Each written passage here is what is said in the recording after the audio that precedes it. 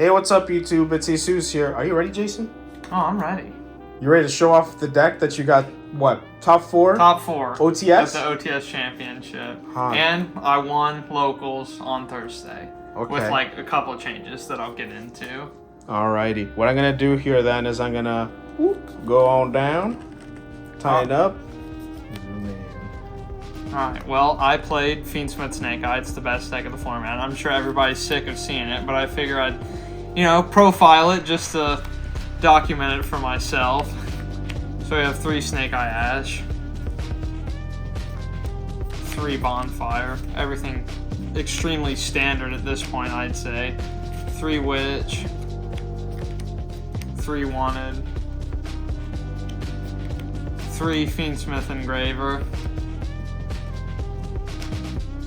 2 Poplar, and a 1-for-1 as the starter cards. Lurian Track for the Engraver. I always draw Track. Then the Snake Eye cards you don't really want to draw. Oak is good sometimes, but I hate seeing Snake Eye, Style, Star, and Flamebridge in my hand.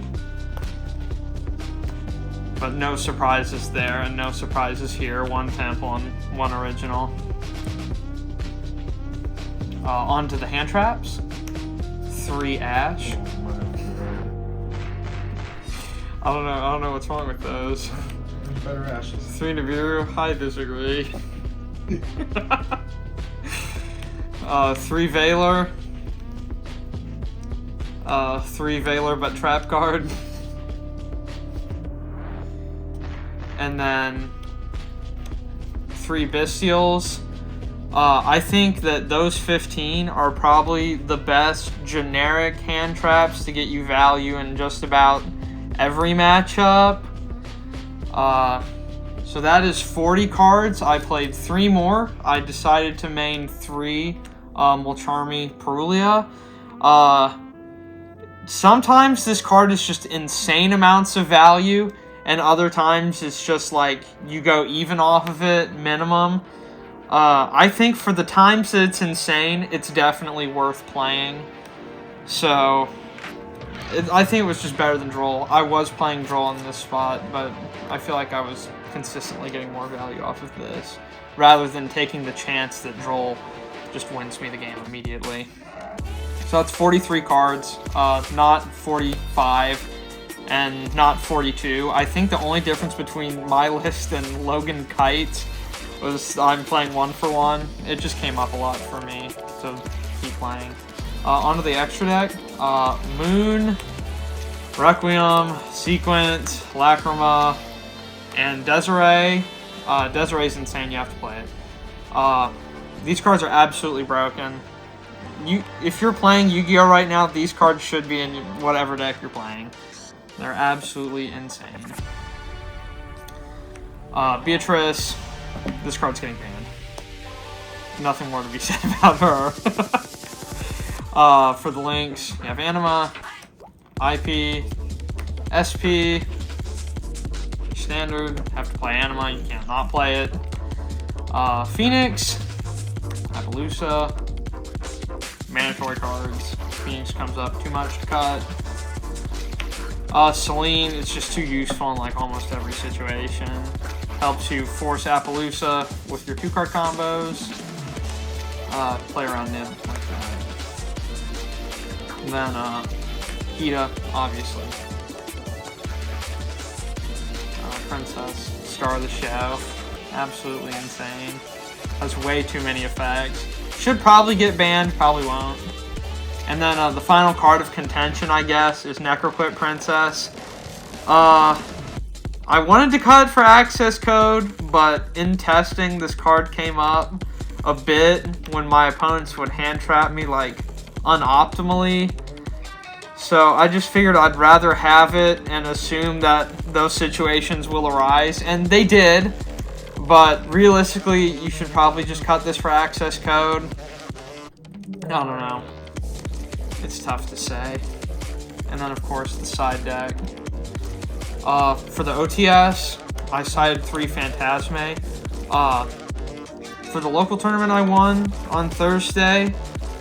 one of these was access code, and 2 of these were ghost ogres, and I think I like that better.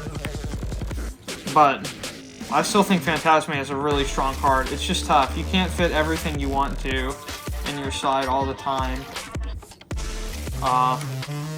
Like 3 Ghost Sister and Spooky Dogwood. Unfortunately, I think this card is mandatory. I don't like to have to play it, but other people will play it, so I guess you have to. Your games will go long. Sometimes you just need a card that will win you the game or prevent you from dying to Lacrima Burn Game 3. There's like really no other good way to stop that from happening to you, so I really hope this card gets banned. Probably won't. It's really sad. 3 Cross Out. This is to negate Dogwood and other cards that might impede your strategy. It's just very good. If you don't end up needing it for your comboing, it can usually just be a trap card on your opponent's turn. A very nice card. Call By is really good. I really wanted to call by a Hieratic Seal or a Phantom of Yubel. I thought that would be really funny if that ever happened, but it hasn't happened yet. I hope it does someday. I only really played Harpy's Feather Duster as backer removal. I didn't respect any of the other decks. And then I ended up playing Labyrinth, the Equation Cannon build, round 2. Probably the hardest matchup of the entire tournament, if I'm being honest. So I wish I had a little more, but it's tough. To fit everything you want to in, you've got to make some concessions. So I really just didn't want to respect back row or Runic Stun. I figured like Desiree was already good enough to help carry me through those matchups. And you know, I'd probably win the dice roll or something like that. Onto the really broken cards, Angel of Blue Tears. This is mandatory as long as Beatrice is legal. It just says, get to your floodgate, like, no matter what. DD Ground is just so impactful in the mirror. It's pretty good against Yubel, because it forces them to play awkwardly. The other trap I set off of this is D-Barrier. There's some branded around. There's Tempai everywhere at my local, so I just figured that these were the 2 best, most generic cards to have to set off this. And then the last card in the deck is really funny. It's a copy of Skill Drain. I didn't play 3 because there's no room, but I wanted 1 in case I would have to cross out it, and one time I did actually draw it, and it mattered. So it was good. And that's the deck. Holy cow. 43? 43. You know, I couldn't help but notice that your hand traps were all low rarity. Oh, yeah. Why is that? You know, I don't think you need the highest rarity of cards to play the game. I think commons do the job just fine. Unless it's like mandatory, like Ultra Armies, but... Well, you know what, Jason?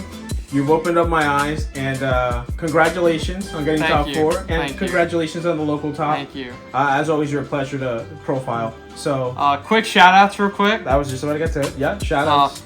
Shouts to the Chew Crew, Jay and Jesus. Love those guys. Jesus is behind the camera. Let's see. Shout-outs to my parents, especially my dad, Jeff Leonard, the GOAT. Shouts to everybody on Discord, and yeah, that's it. Alrighty. Well, guys, please make sure to like, subscribe, share this video, and type in the comments below if you think Yu-Gi-Oh has bad pricing.